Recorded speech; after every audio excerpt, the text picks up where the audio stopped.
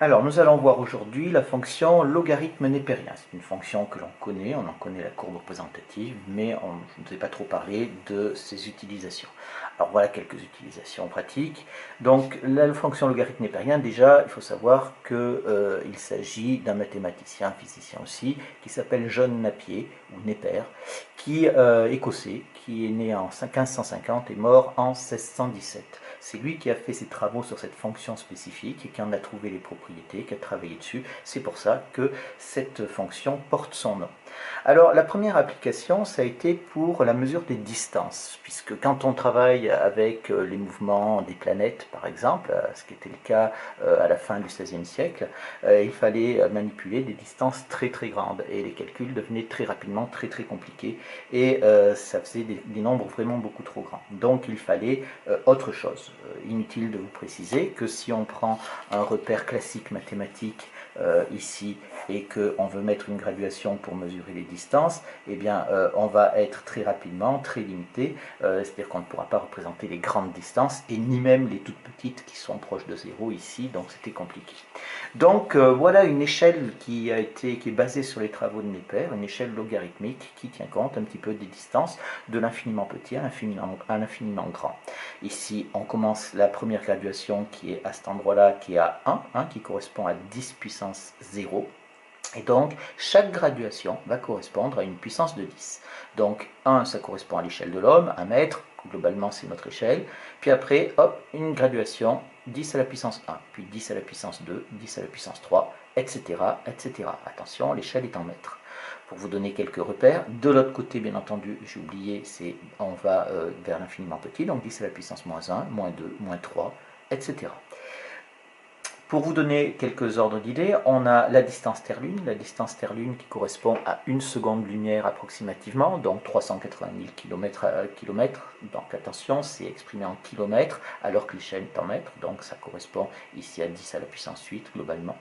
La distance Terre-Soleil, qui fait 150 millions de kilomètres. Alors 150 millions de kilomètres, toujours à multiplier par 10 à la puissance 3 pour convertir en mètres. C'est ce qu'on appelle l'unité astronomique, c'est la distance Terre-Soleil qui a été utilisée pour simplifier les calculs de distance.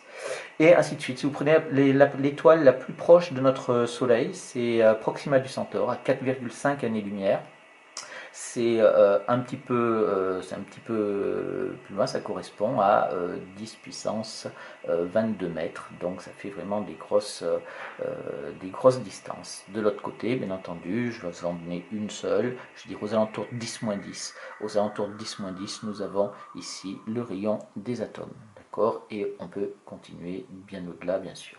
Attention ici là-dessus, je parle de l'infiniment petit, mais c'est l'infiniment petit de physique et pas l'infiniment petit de mathématiques, puisqu'on reste dans les positifs et donc proche de zéro.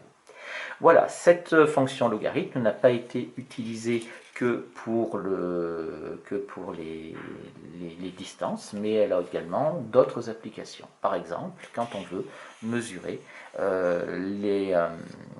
l'intensité d'un séisme. Alors l'intensité, c'est un mot qui passe partout. L'intensité est plutôt mesurée par une autre échelle, par l'échelle de Mercalli. L'échelle de Richter, qui est connue de tous, elle mesure, la magnitude d'un séisme, c'est-à-dire l'amplitude des ondes sismiques. C'est une échelle aussi logarithmique qui, donc, à chaque fois qu'on va prendre 1 degré dans l'échelle de Richter, eh bien, l'intensité du séisme ou l'amplitude des ondes sismiques va être multipliée par 10 à chaque fois.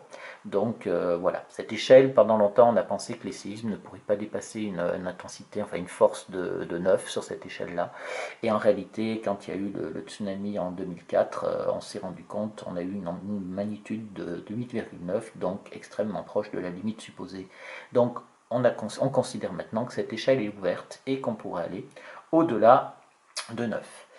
Bien entendu, pour la mesure du séisme, il y a aussi l'échelle de Mercalli qui, elle, est basée sur l'intensité d'un séisme, c'est-à-dire les dégâts constatés visuellement lors du séisme. Donc, voilà, vous avez ici quelques exemples de dégâts que l'on peut constater avec le degré correspondant sur l'échelle de Mercalli.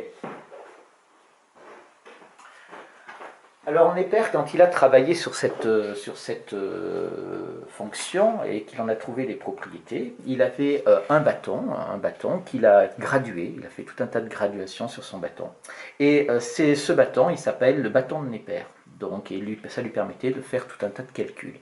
Ce bâton de Neper, c'était l'ancêtre de quelque chose qu'ont utilisé vos prédécesseurs avant vous, les élèves, et c'était la règle à calcul. La règle à calcul, c'est quelque chose, parce que avant les années... elle a eu lieu, on l'a utilisée jusqu'à la fin des années 70, début des années 80, pour faire tous les calculs, parce que les élèves n'avaient pas de calculatrice à l'époque. Ça existait, mais c'était très très cher, et c'était pas miniaturisé comme maintenant. Alors voilà ce que c'est qu'une règle à calcul, en voilà une, par exemple, voilà, vous voyez comment c'est fait. Vous avez ici une règle avec des graduations de partout. Vous avez une petite règle au milieu qui coulisse, voilà, qu'on peut faire coulisser. Et vous avez également un viseur ici que vous pouvez faire coulisser également, et vous avez une ligne de mire ici qui vous permet de viser. Il y en a plusieurs, hein, voilà. Donc, en alignant bien entendu les graduations de la petite règle avec les autres graduations de la règle ici et le curseur, eh bien, ça nous permettait de faire absolument toutes les opérations que l'on peut faire, de la multiplication à la division, les additions bien évidemment, et mais enfin bon, ça c'était pas tellement utile, et surtout après les opérations beaucoup plus complexes, et surtout calculer des logarithmes également. Donc moi je ne vous montrerai pas comment est-ce qu'on se sert de cette règle à calcul, parce que je ne l'ai jamais utilisée. Moi j'ai fait partie des premières générations à disposer de la calculatrice, donc je n'ai pas appris à utiliser ça. Il faut savoir qu'à l'époque, pour les élèves qui utilisaient cette règle à calcul, ça correspondait à 2 semaines de formation complète qui était faite par le prof de physique pour savoir apprendre à utiliser la règle à calcul. C'est donc un instrument extrêmement performant, mais extrêmement complexe à manipuler. Voilà un petit peu donc les premiers contacts avec la fonction logarithme népérien. On verra d'autres applications dans les exercices bien évidemment, et dans la prochaine fois nous verrons les premières propriétés.